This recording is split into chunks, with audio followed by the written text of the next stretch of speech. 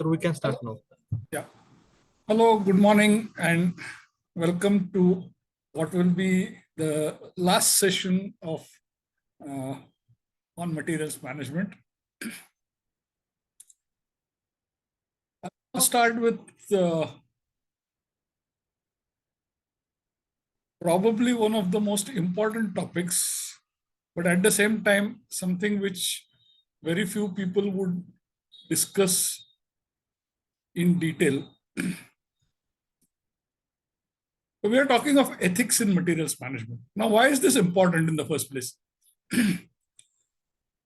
No matter what organization you are looking at, whether it is in healthcare or otherwise, materials management constitutes anywhere between 20% and 60-70% of the total expenditure of any organization. Now, the sheer volume of money that is involved in this whole process basically means that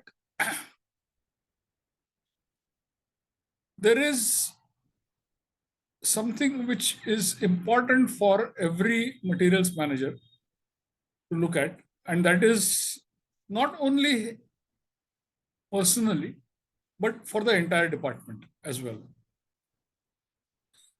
And it is not only the department, it goes back to the indentor and everybody else in the organization.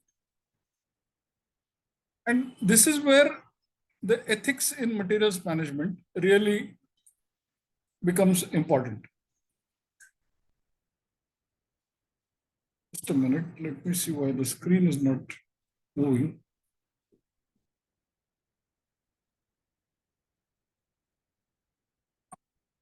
Yeah, okay.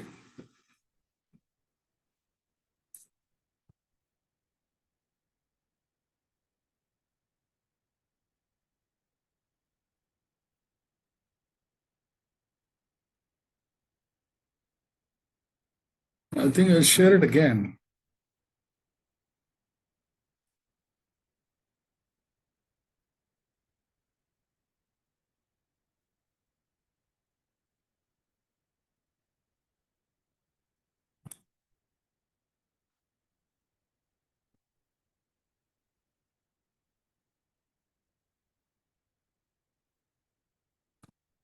Just a minute.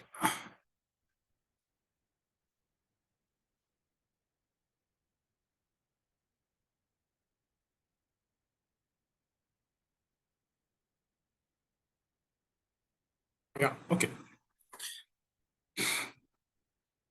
So we will look at what are we talking about when we talk about ethics in materials management, and then deep dive into each one of the functional areas and ethics in each one of these areas as well. And that is in procurement, in stores management, logistics, and materials accounting. Primarily these four, though of course there can be other areas also where you might need to look at in detail. It really depends on the organization. So even before I start with talking about ethics in materials management, let me give you a small idea of what the Indian Institute of Materials Management says. It says to consider the total interest of one's organization in all transactions without impairing the dignity and responsibility of one's office. This, I think, is probably the most important statement in everything that they talk about in the charter. That you are looking at the organization's interests first, and at the same time ensuring that at no stage do you compromise on the responsibility and dignity of your office. This second part actually follows from the first. That is to buy without prejudice and to obtain the maximum value for each rupee of expenditure.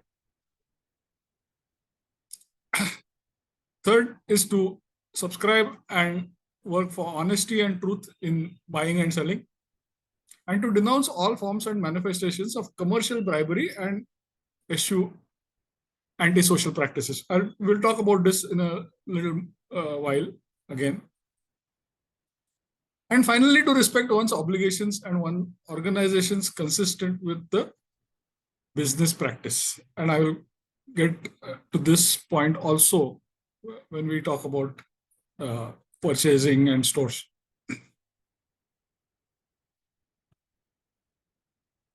So when it comes to business ethics or ethics in general, uh, as applied to materials management, you are looking at business ethics, that is,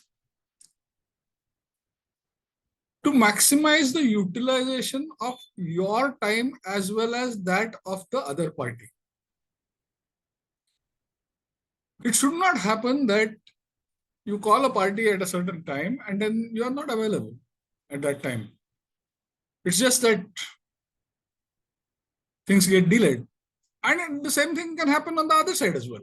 But you fix a meeting, the vendor doesn't show up. He shows up after 1 hour and says, sorry, sir, this problem, that problem, or whatever. It's not ethical to do this. The second part, of course, is money. And everybody understands ethics in terms of money very well. Money that is spent on buying of goods and services. And there is no other scope for any other talk about money when it comes to an ethical practice. And lastly, the amount of effort. Very often, I have come across, particularly in public sector undertakings, that a tender is released for purchasing goods or services, and then thereafter, they go through some kind of cycles, needlessly extend the time of the tender, sometimes cancel the tender, sometimes re-tender, and do everything possible to delay. Now, in the process, the party at the other end is spending a lot of effort in answering your tender. And this is where it's an unethical practice. There is nothing wrong in doing this. Legally, if you are mentioned in your tender that you can cancel the tender at any given time, that's fine. I mean, legally, you cannot be held responsible. But this is not ethical. The other side of it always is that if you are known as an organization which works in this fashion, the vendor will always take this into account. And which means that the price to the organization will always be higher. Not only that, you will find yourself in a situation where the vendor is supplying the same goods to other organizations at a lower price. But obviously, because of the poor ethical practices that you are following. The second part is ethical issues. Now, gifting of anything is it an unethical practice? The answer is yes and no. The reason why I'm saying gifting is not an unethical practice is basically we do have a culture. Like say, for example, you have your birthday or you have your, say, anything like Diwali or some such occasions, when a small gift is all right. But this is not a good practice anyway, because you really don't know what remains small, and then it takes a completely different position, both from the vendor's side as well as from the purchaser's side. Gifts are given, gifts are expected to be given, which is unethical, clearly.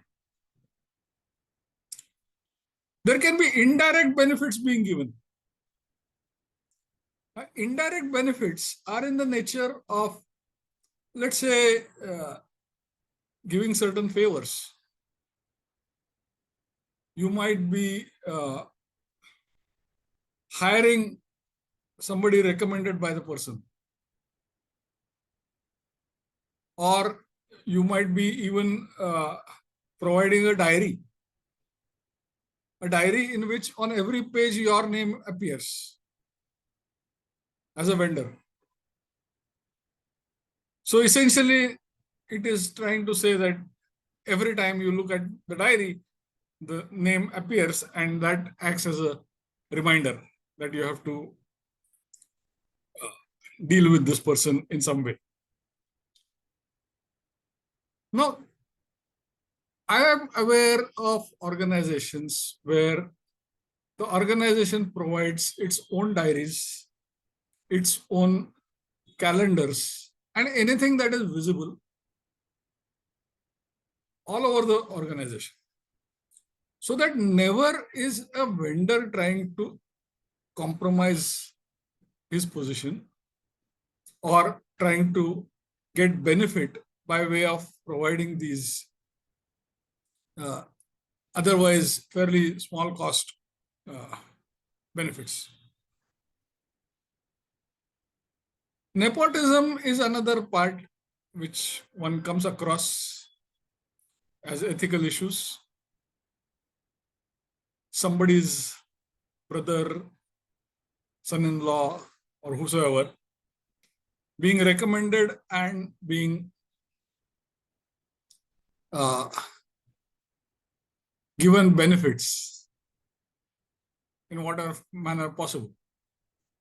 Sometimes tenders are floated so that uh, that specific person benefits, might be given an employment, although he is not the best of the persons in the list, and so on.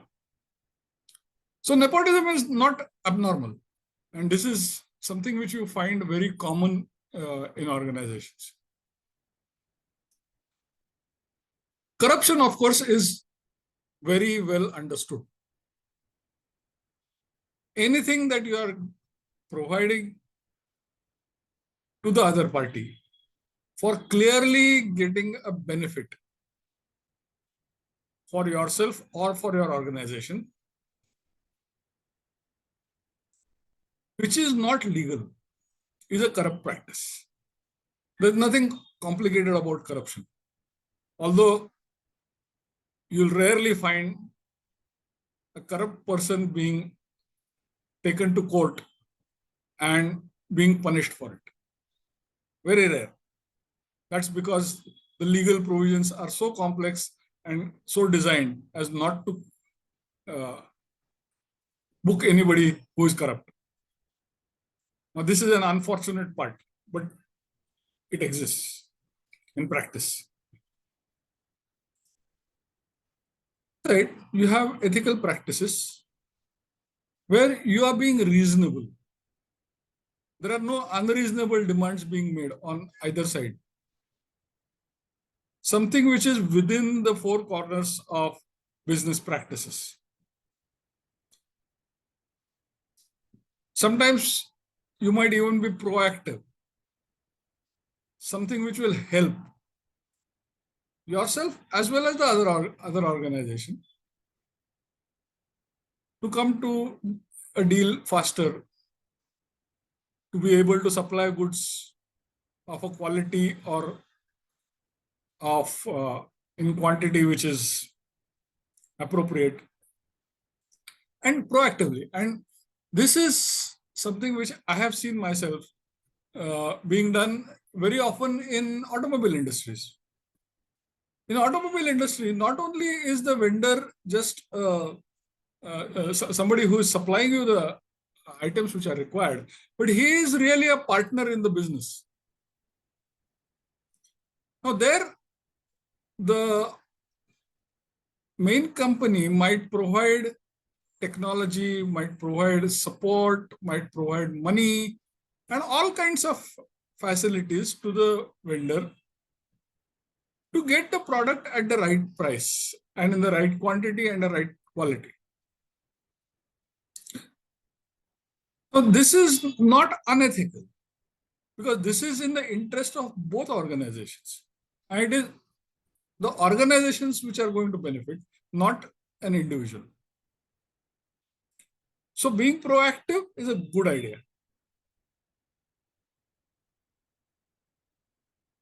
Being firm but fair. You are not trying to ensure that the other person makes a loss by doing business. He will never, he might do a one-off transaction in that fashion. But beyond that, no. You will eventually stand to lose. You can be firm. That means there is a certain limit to which you can go. You can't have prices or details in the negotiation being worked out to the advantage of one party.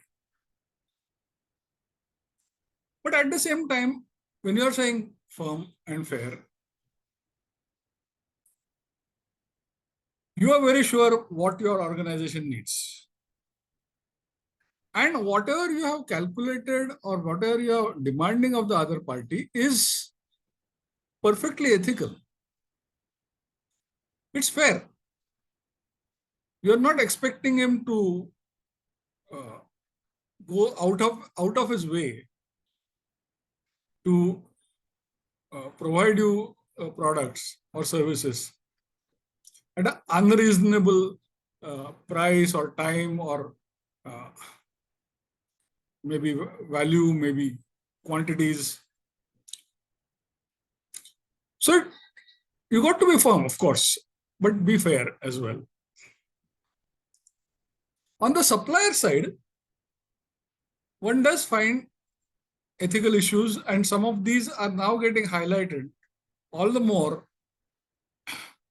for not only just ethical issues, but something which the law requires you to do, and something which also is international practices. For example, if the organization is purchasing something from a vendor which is using child labor, obviously unethical practice. It's also illegal. Sometimes they even hide these kind of activities being done. Now that's even worse because you're carrying out the activity trying to show as if it is legal, but it is not being followed in spirit. So obviously such a practice is obviously it is illegal and at the same time completely unethical. Another one is product labeling. The product label contains information which is not accurate. I remember one of the my old time friend who used to buy bread for his organization. Now, the vendor had in their uh, statement said that this is untouched by human hands. Now, obviously, what it meant was, or rather, the implication of this was that the practice being followed is absolutely clean. It is hygienic. That was the meaning of it.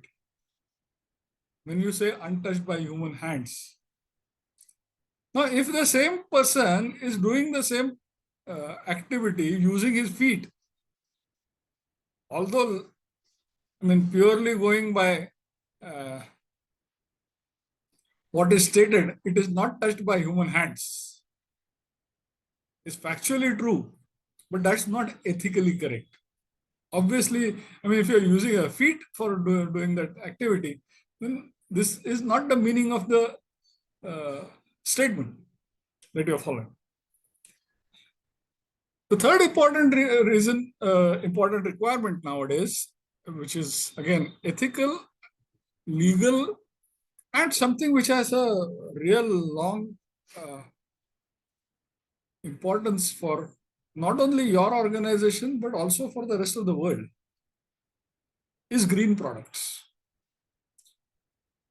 When I say green, I'm talking about genuinely green products. Not just that, okay, this is green. So green in the sense that it uses less energy, it uses, uh,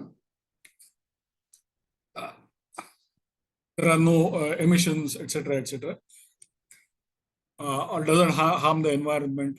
Uh, but are you very sure about this? And probably one of the best examples of this is the case of medicines which are used by hospitals. Every single medicine, if you go to the labeling of the medicine, will tell you exactly how it works. That means if you take this medicine, say orally, then the medicine will dissolve in your body and it will go and attack the problem that is there. Some of it will actually get used. The rest of it will exit your body either as urine or by stools. So it leaves your body there. Once that has happened, then thereafter, what happens to that medicine? It goes down the drain, it finally finds its way into the sea. But the medicine is still there. It's not gone. Now, once gets dissolved in the water, it is eaten by fish. The fish are eaten by other animals and so on and so forth. Now, one of the classic examples of this was a product known as DDT. This is a product which is used as a anti-malarial spray. That means you find a lot of mosquitoes in that particular area, you go and spray this DDT. Now, the mosquitoes eat that uh, medicine, or rather this spray, and then thereafter the mosquitoes in turn are eaten by some birds. DDT still continues to exist. It is not a destructible product. It is eaten by the mosquito, then the mosquito is eaten by the bird dies, the bird is eaten by a cat, the cat excretes that DDT, which finds its way into the sea, it's eaten by the fish, and so on and so forth. So much so, they have found this product in polar bears.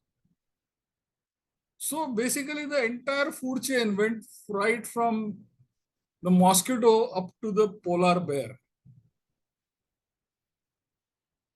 Product is still not destroyed. You can imagine the kind of harm that we do to the environment by this way. And there are several such items. Is any of this green? Obviously not. You might say that I am manufacturing DDT using the lowest amount of energy that is used. I'm doing it without creating any extra emissions, etc., etc. But that's not green. You're harming the environment to a great extent. One of the other examples which we commonly use, and unfortunately something which is never even bothered about, are products like lipstick, for example. Lipstick contains plastics, fine plastics. That's what gives it the gloss. Every time you wash your face, those plastics get into the water and go into the sea. It will be eaten somewhere by the fish, and that fish will come back to your table and you will eat that plastic back yourself. It's happening now, and it's happening, and certainly these are kind of products that are unethical, though you may say that some of them are not legal, not illegal. Important aspects of ethics. Let's now go to specifics in materials management. And let's look at the ethical issues in procurement. So you have material specifications, which is what I would say very often comes from vendors. For example, you need a particular equipment. You are not a specialist in that equipment. The vendor is. And so the vendor tells you that, sir, this is what you need. This is what you need to buy. And so he gives out his own specifications as your requirement. Now, obviously, what the vendor is doing is that he is making sure that he is the person who will get the order by doing this. Is this ethical? No. Because you need a more generic specification. An excellent example of this was where a product is specified in terms of a specification that does not really make sense. So you have a 10 megahertz scope and you have a 20 megahertz scope. This is what is available in the market.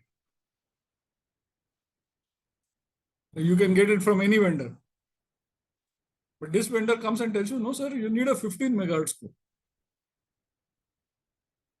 Why 15? No, that's the exact kind of requirement that you have. And he'll probably justify it as well. But that's clearly unethical.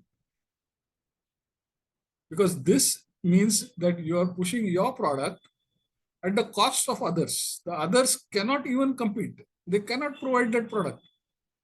And does it really give you something which is an overwhelming benefit? If it is so, then it's a different story. But otherwise, that's not true.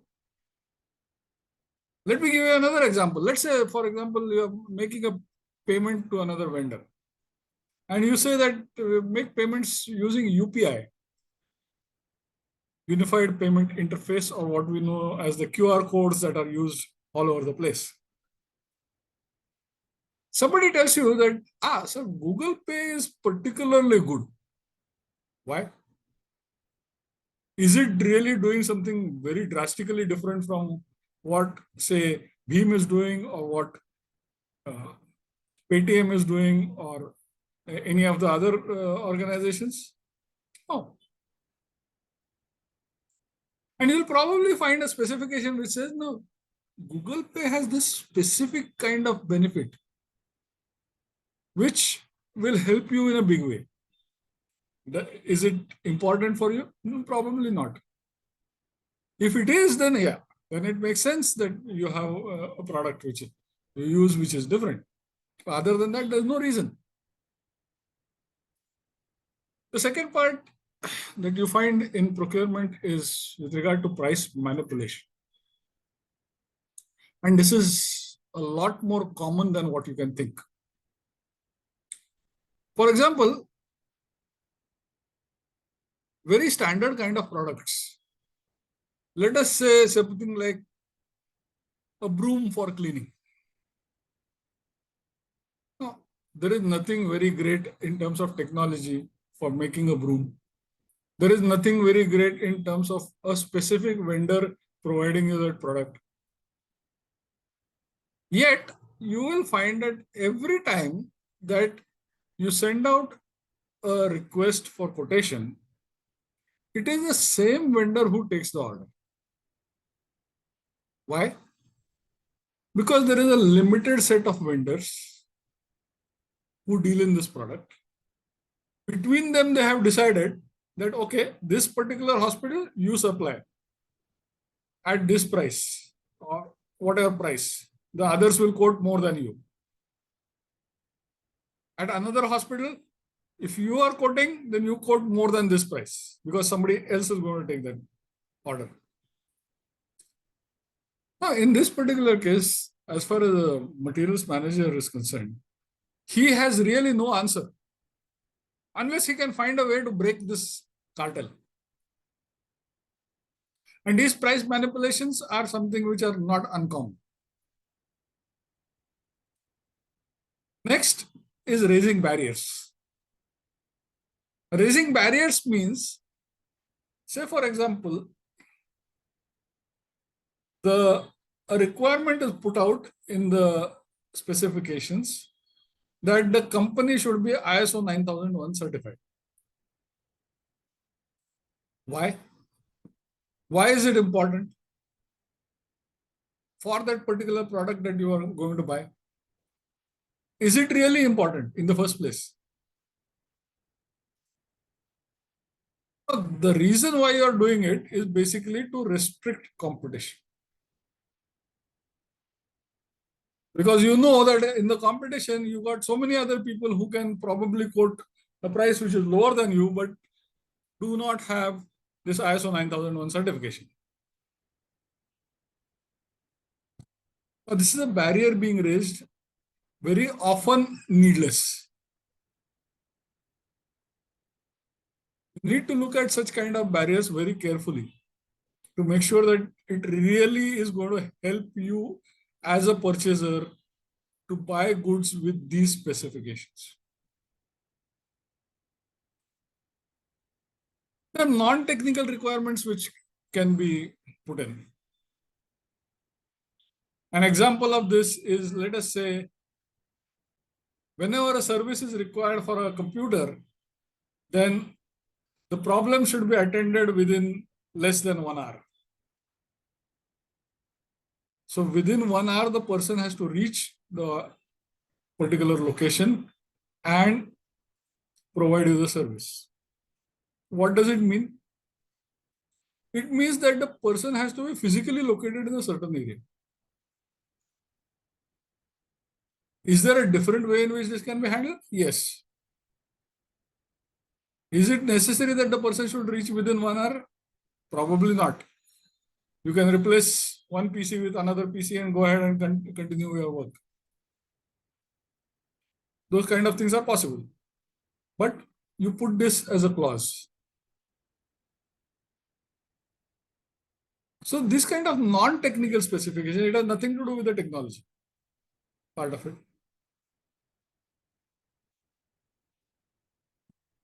Bribing takes various different forms. Cash payment is the most commonly known.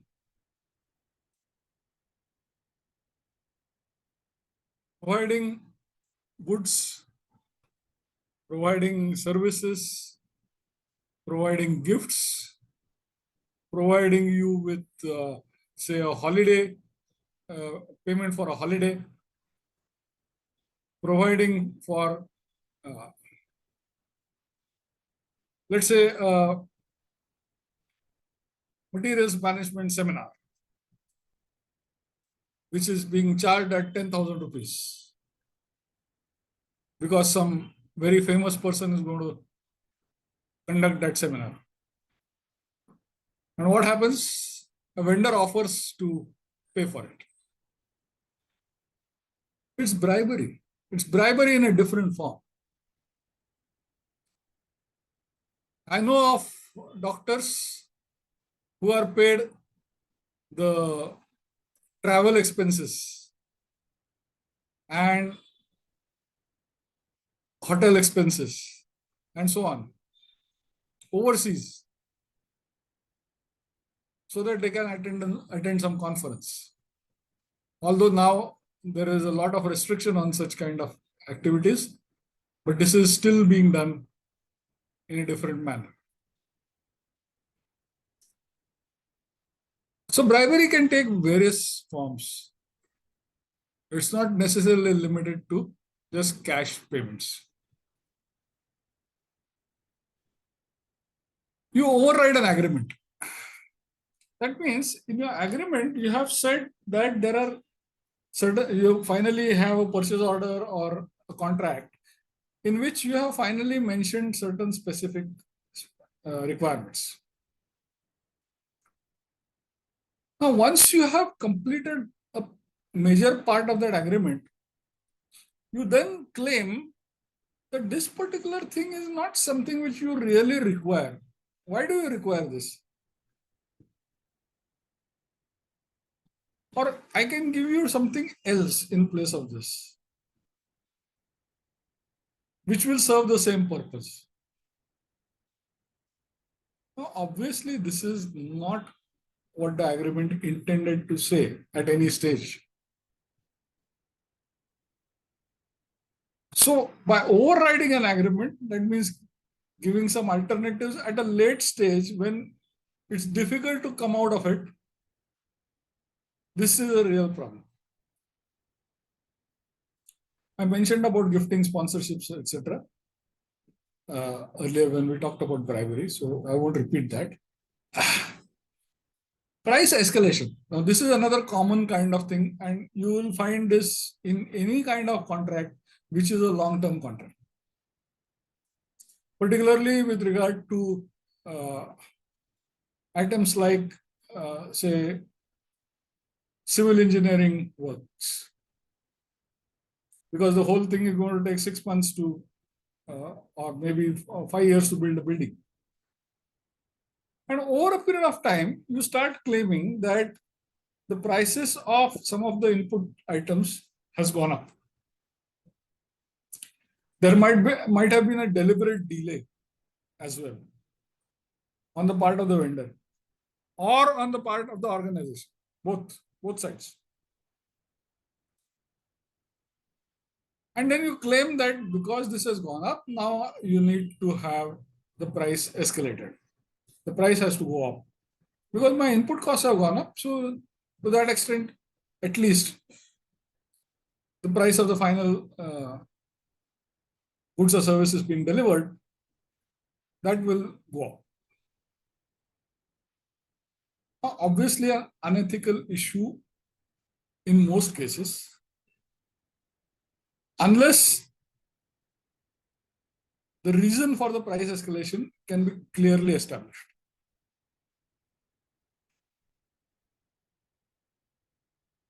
Scope creep takes place usually from the customer side. The customer tells you that this is the exact opposite of the agreement override. Agreement override is something which the vendor does. Scope creep is something which the customer does. Initially, your contract will say, okay, these are the products and services that you are supposed to provide. After a while, you say that in addition to this, why don't you provide some additional services? They keep on adding small requirements in this fashion. The initial ones are very innocuous, so you might even agree to that. But then thereafter, it keeps on growing with every stage. Obviously, an unethical practice because it's not built into your contract. I mentioned about child labor very clearly. And in spite of everything else, this is one area which still continues to be existing, not just existing, I would say being overlooked by most organizations. Even for something like road construction work, you will find children working there. They are not happy doing that kind of thing. Certainly not. I mean, they would rather be in a school at that time than be working on the road. I did mention about environmental damage earlier, and then there are other issues as well, specific to organizations and industries. Let's now look at the next one, which is with regard to stores. An excellent example of quantity manipulation is something which I had come across often. We had a vendor who was providing gloves, and the requirement was for 10,000 gloves. 10,000 gloves is not a big order. And the vendor used to keep on supplying 500 gloves every day. Okay, he fulfilled the order in 20 days. I'm not saying he didn't. But what was really happening? Why was he supplying only 500 gloves every day? Is it really that the volume is so large that he cannot supply you at one go? No. 10,000 gloves is, uh, even for a small factory, is less than a couple of hours production. What we found was surprising. That these 500 gloves, when they were issued to the department in turn did not use it where it was supposed to be used. They had enough stock. So it was stolen out and then resupplied next day. There were methods that were followed for checking that this was actually happening. And when we found it, obviously the vendor had to go through some severe penalties for doing this. Never again did he ever try to do anything like this. His prices were lower, but we made sure that at the same price, he supplied the full quantity. So this kind of quantity manipulations is not unusual. One needs to be very watchful when such kind of problems arise. The other one is short supplies. You say on paper that you have supplied the full quantity, but actually you are not. That's short supply. And obviously, it is like something which nobody even thinks that this could be wrong. Let's say, for example, I'm giving you cloth and it is in a bundle. So I'll mention this as 1078 meters. Nobody is going to open the bundle and actually measure. They believe you. They believe the label that is put there. In reality, you have 100 meters less.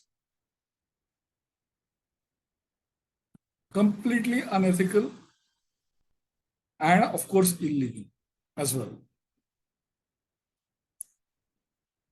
The other thing is to delay supplies. Now, delaying supplies is not only about giving the product late.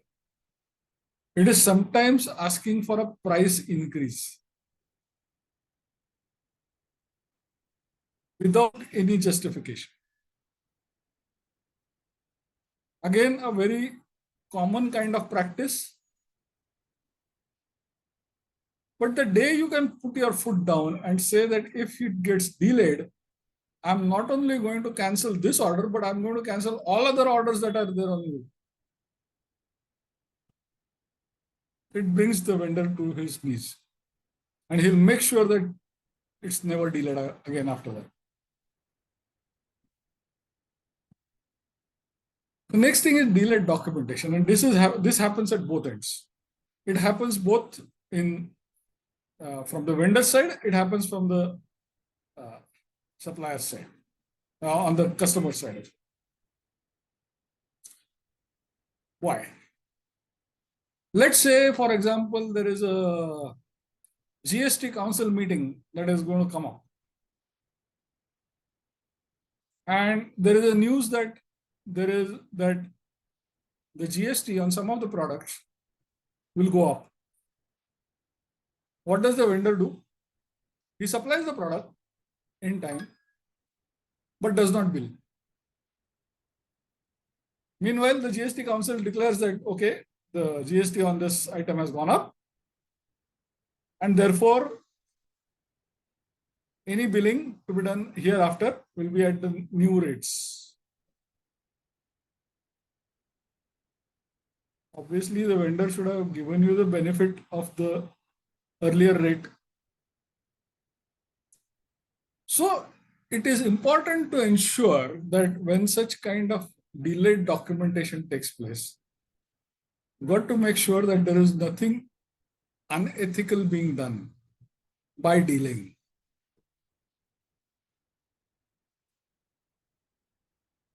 So sometimes this goes to the extent of tax manipulation. And an excellent example of this is that somebody charges you GST at full rate, whereas he is supposed to charge you at a lower rate.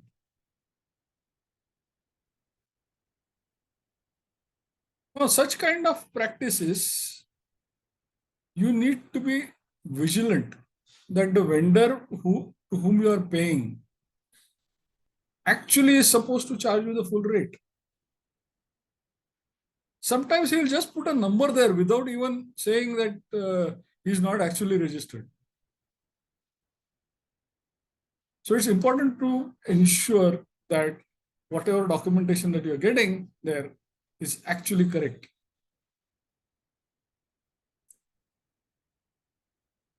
Pilferage happens in stores as well as from the vendor's end. One of the examples of this was something which I personally had an experience with, was when we used to purchase diesel for the organization. Very casually, once, the driver of that truck which used to come in, the tanker, told us that I have never bought diesel. Sir, उतना तो निकल ही जाता है.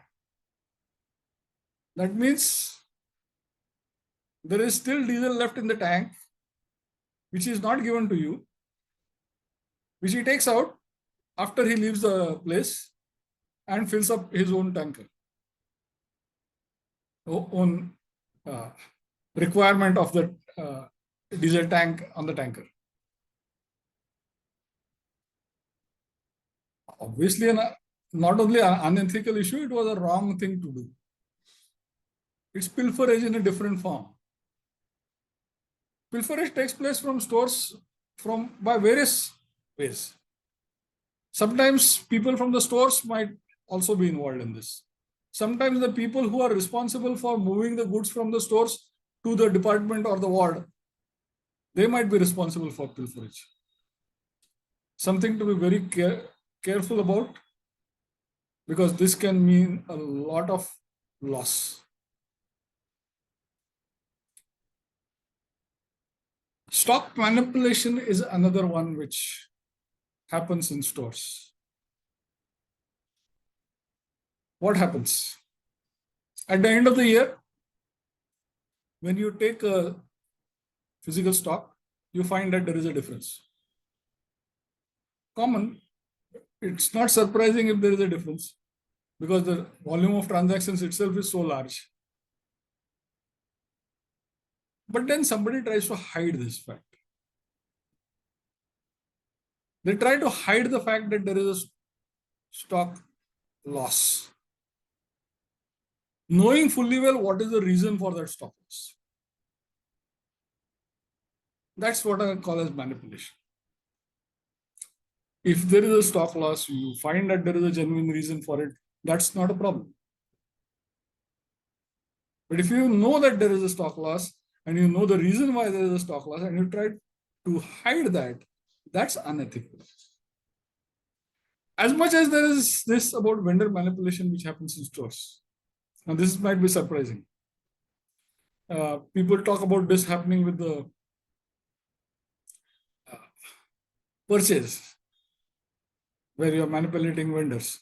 But manipulation in the stores, yes, it happens there as well. There is a requirement for the product,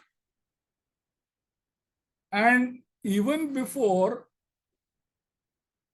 you send an indent to the purchase department, you inform a vendor who you know is going to is, uh, is normally likely to supply this product, that we will have this requirement. And this happens not only from the stores, it also happens from the departments as well. The departments also tell the vendor, requirement hai, jara, make sure that you have enough quantity. So that fellow corners that quantity. Other people cannot get the item or will get it at a higher price. And then this fellow manages to. So giving this kind of information out without actually the purchase order being out is certainly manipulation. Sometimes shortages are created. There is no real shortage. What does that mean? That let's say the stock has gone down to a very low level. But then probably you also know that the monsoon season is over. And therefore, even if the stock is low, I'm not going to require the same quantity in the next month. So whatever I have as stock is adequate. So instead of that, you create a feeling that there is a shortage. Sometimes giving out an information which says, there is a shortage of this particular item will mean departments and wards start hoarding that item, which creates a further shortage without the actual requirement being there. So unethical, this is clearly an unethical practice. If you're trying to tell people that there's going to be a shortage.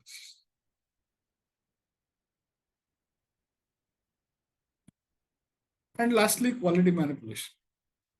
The product that you are getting is not of the right quality. You're fully aware of this as a vendor or as a customer or both. And yet you say that, okay, this is acceptable.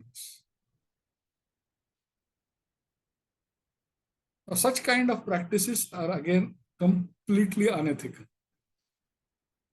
Because this is going against the idea that your organization has to get the benefit of every rupee that it spends.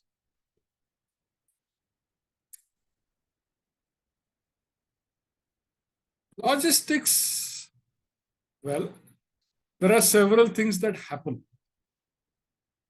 most of which is not real, and most of it is an ethical problem more than a practical or technical problem. In transportation, goods not reaching you on time,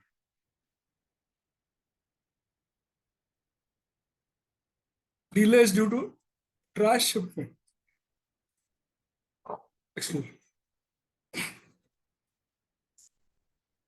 What does it mean? That goods are transferred from one vehicle to another vehicle. And in the process, there is a delay. Things like this are not uncommon. Delay in clearance at the port. Now, although this is one area which is now largely reduced, I would say, but still, this can happen.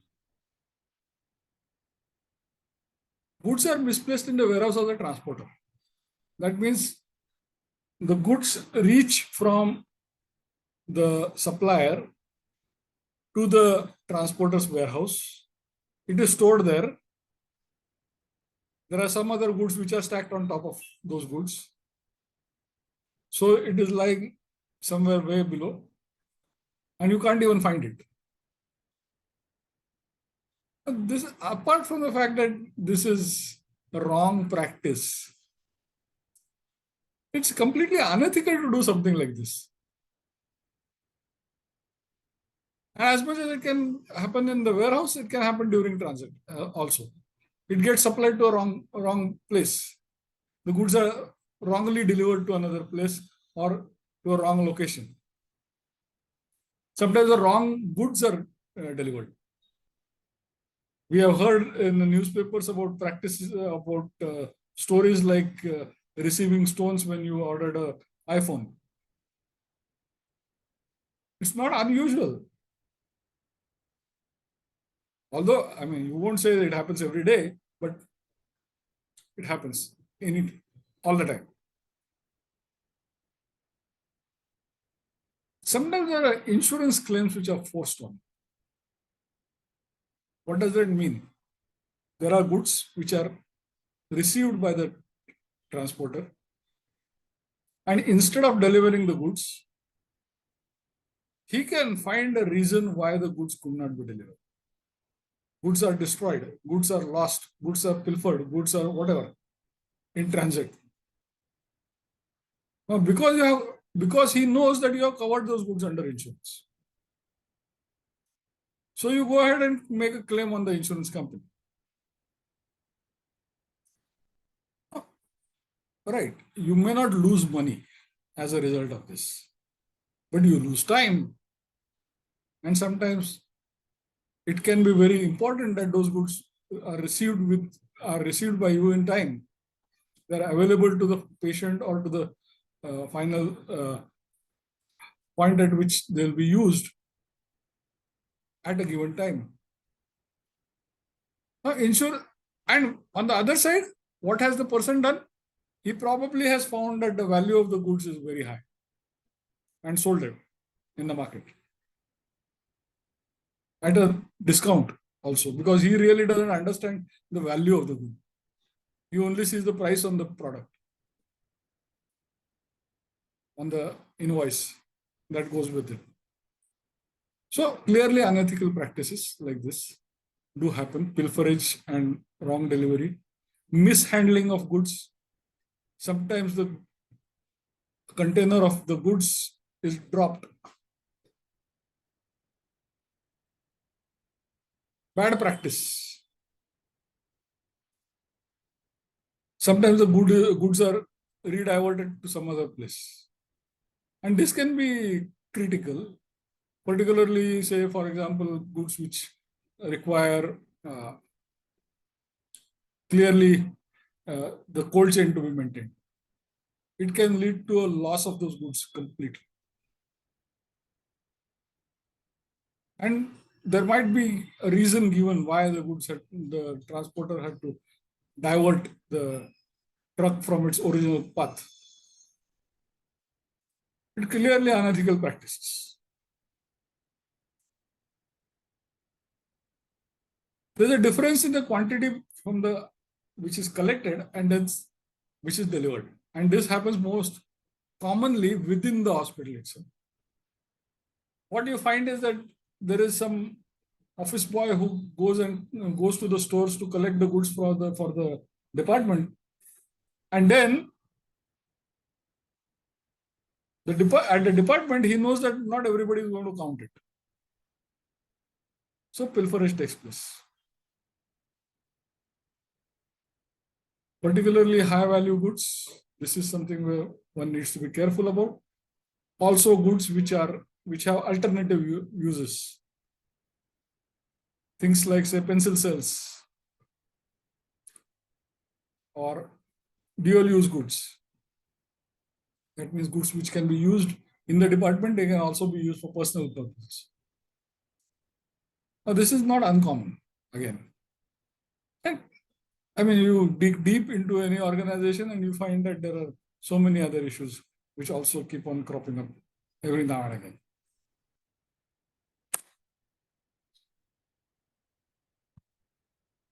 This is basically what we started off from: was purchasing, then stores, then logistics, the movement of goods, and finally we come to actually paying for the materials.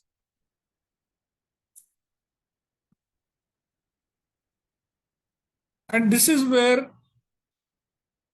there are usually in organizations several stages through which an invoice will go through, depending on value, before it is paid. Because tax charges that are put there may be wrong. What you are paying is 12% tax. What you have put in the invoice is 18% tax.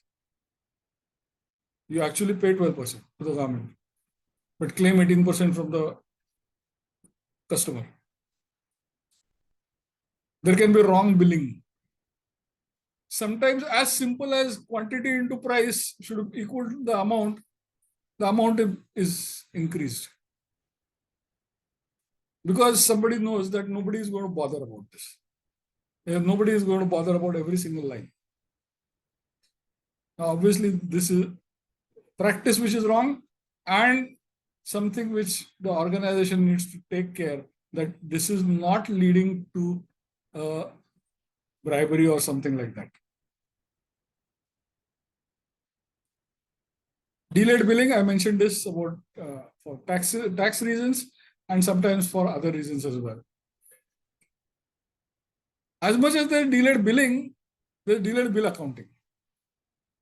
That means you received the bill, you received the goods are fine, but you are not passing the bill. Various reasons are given why the bill is not passed. And clearly an unethical issue, basically because as a result of doing this, the vendor gets paid late. So not only that it affects the vendor, it affects the prices of goods that the same vendor is going to supply you in future. Likewise, the delayed payment acknowledgement. Vendors will rarely acknowledge that they have received the money against those goods. It's always delayed. Very common practice. So the option before the purchaser is that whenever the payment is made, you will treat it as paid, no matter whether the vendor acknowledges it or not. But as much as it is a responsibility of the vendor to get the payment on time, it is also his responsibility to acknowledge that he's got the payment on time. There have been situations that I have come across where for the same bill, more than once the payment has been made, or excess payment has been made against the same bill. It can be claimed as an error of judgment, an oversight. But what one needs to be careful about is that this is actually the truth and not something which is hiding a bigger problem.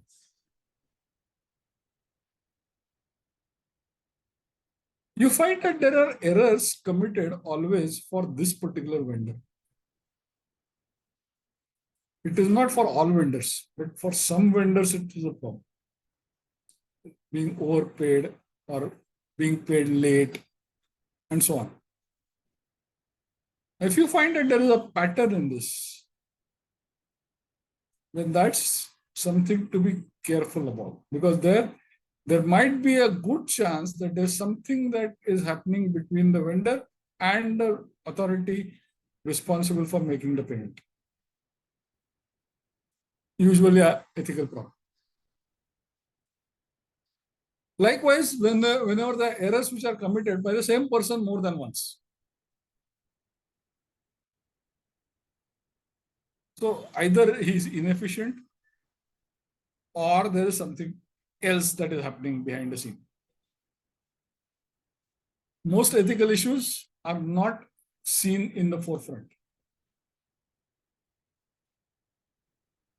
The other thing which happens is errors always happen on one side. Either it is negative or positive.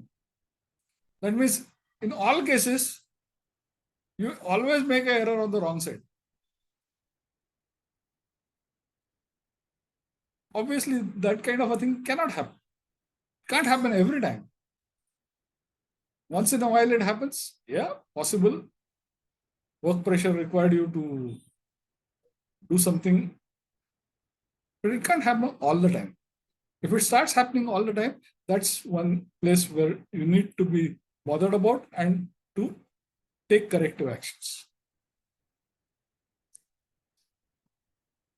Very often there are errors which are committed in the calculation which cost the organization. That means the organization stands to lose. Does it happen every time? Possible.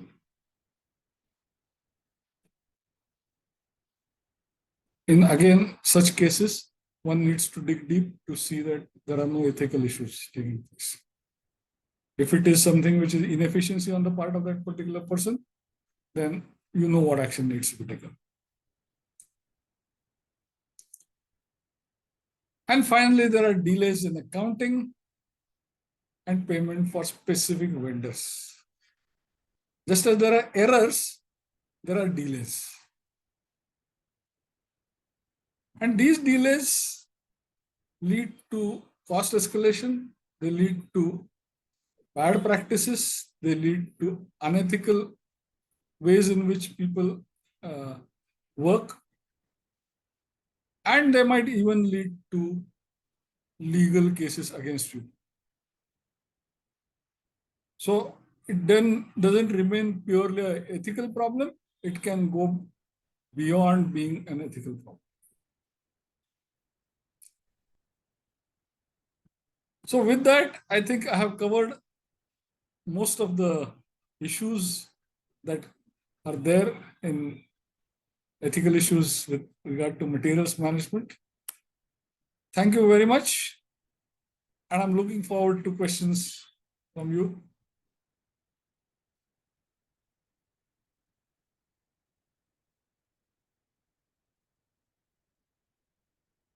Let me see if there are any questions already in the chat. No, no questions in the chat. Please feel free to raise those questions in the chat.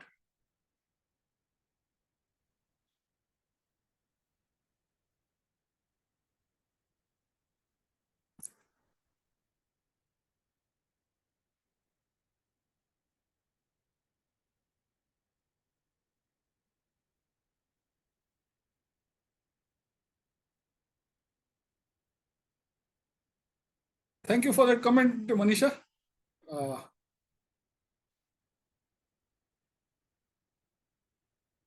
Yeah, so what is pilferage in stores management?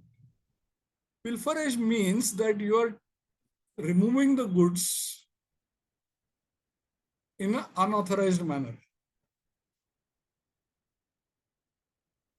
Now, this thing happens very often with regard to goods which have dual use. That means something which has a personal use as well. Now, such kind of cases where pilferage is known to be taking place, particularly items which are of high value. Somebody pockets a few, say, paper clips.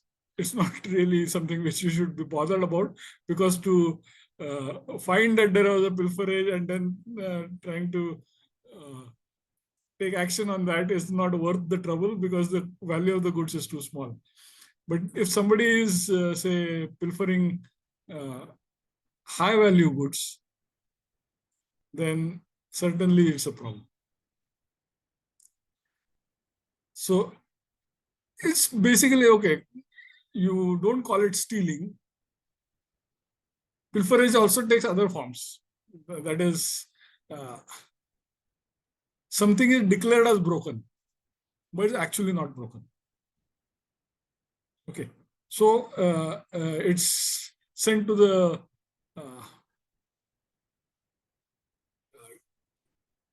waste, and from there somebody picks it up and uses it. So pilferage can take place in different ways as well. Okay. Okay. The other question that has come up is how to deal with the system when the system itself is corrupt. You can be asking this question both as a supplier, and you could also be asking the same question as a uh, customer.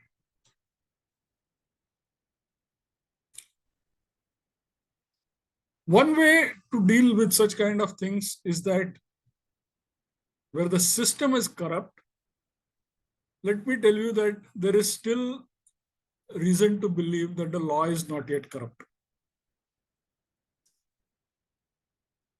So there are methods by which you can deal with such kind of issues. If it's government organizations, then there is a formal mechanism available for you to deal with it if you wish to. And there is also a way by which you can uh, bring out such kind of cases through social media. That is one very powerful mechanism that you have, where you can be also anonymous. You can highlight such kind of issues that, okay, this particular organization has got highly corrupt people. I have faced this problem personally. Anybody wanting to know more about it, please message me. So you can share such kind of information. It also leads to the organization getting a bad name. And this is something which does help. Uh,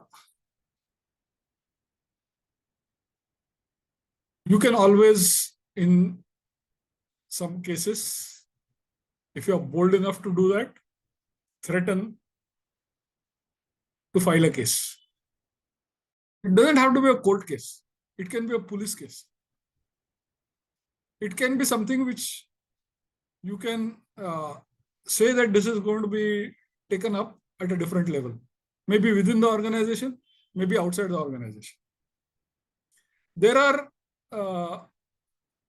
some organizations which particularly work on such cases.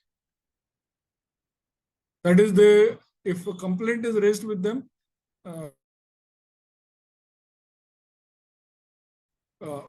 mechanisms available with them to handle such issues. There isn't a straight answer, frankly, in all cases. Sometimes, yes, you can handle them. Otherwise, if you think that this is not the kind of organization you want to deal with, please don't deal with it. So that's another kind of thing that you need to do.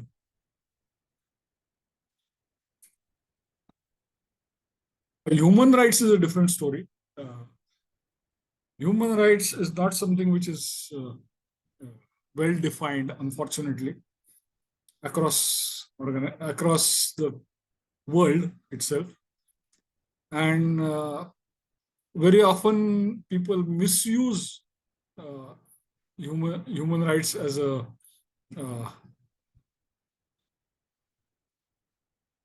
story just because you want to gain something out of it. Questions that are there. Patients being charged fake taxes, increasing the taxes amount. Oh yeah, this is very clearly unethical, illegal as well. If you find any such kind of things, please report it to the authorities. You can be a whistleblower on this. And there are certain tax authorities, GST, for example, I'm very sure it's there. Income tax is also there. They have places where you can go and file such complaints as a whistleblower. And not only that, the organization which is doing this will be penalized, but the person reporting this can also get paid for it. So remember that this is, not, as I said, not only illegal, but not only unethical, but also illegal. The other questions, I think I have answered of it. So thank you very much for your participation in this, as well as for uh, giving me an opportunity to share my thoughts and my experiences with all of you. And I'm sure you will be able to use the knowledge that you have gained in your career. So all the best to all of you. And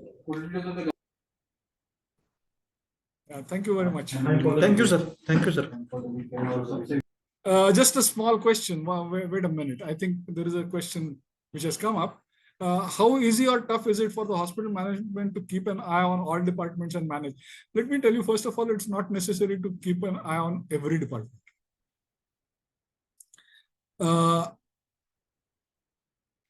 You find a couple of cases which are particularly bad cases. Not only do you take action on them, but also highlight it to the rest of the organization. That helps massively. That the management will take action and is not afraid of taking action. And the consequences can be very bad if action is taken. If this kind of message goes across, then it makes a huge difference. And it doesn't need too many things to do this.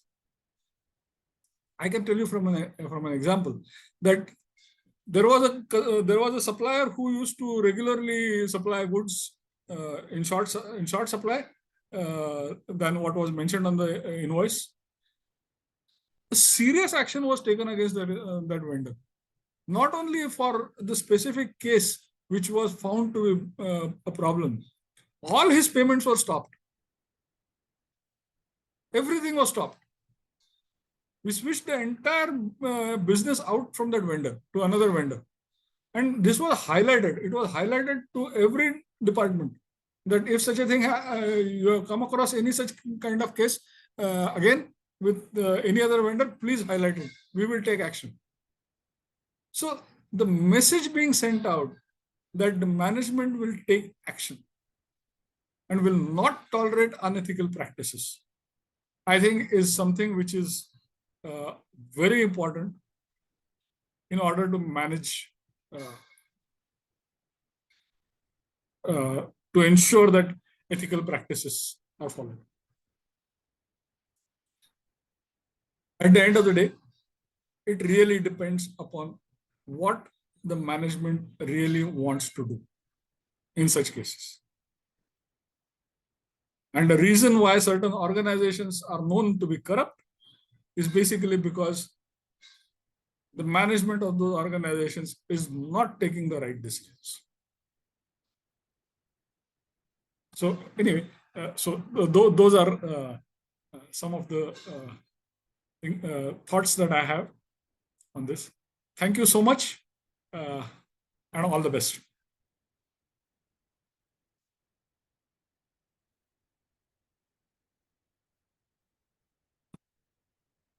Thank you, sir. Thank you. Thank you, sir. Thank you, sir. Thank you. Thank you. Bye. Have a nice day, sir.